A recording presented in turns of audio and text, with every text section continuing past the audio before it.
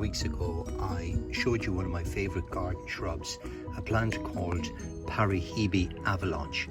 It's an evergreen shrub which produces beautiful white flowers with a purple stain from May right through until early winter.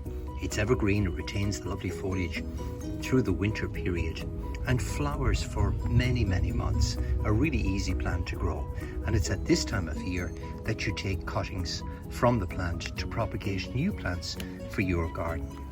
All you need is some young cuttings of this year's growth. Something like this is ideal.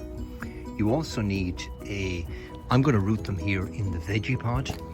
So I'm going to use the veggie pod, and in the veggie pod I have some perlite and some rooting powder. And you can see I've mixed the perlite with the compost, and that provides the perfect medium for rooting many different cuttings.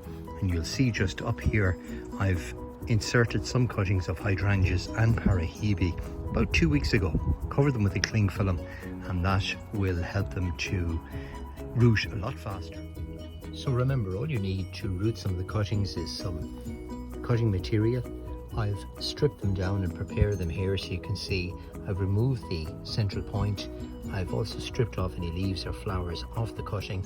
It's roughly about 4 to 5 inches in length, and all I need to do now is dip it into the rooting gel just around the base of the plant and insert it into the mixture of compost and perlite, pushing the cutting right in and pressing it in. And I'll do a nice clean line along here, fitting about 10 or 15 cuttings to the width of the veggie pod.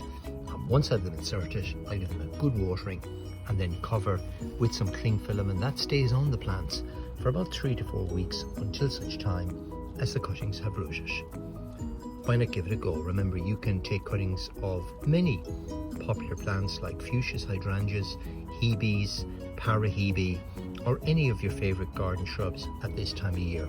All you need is the perlite, some compost, some rooting gel, and some of your favorite plants. Give it a grow.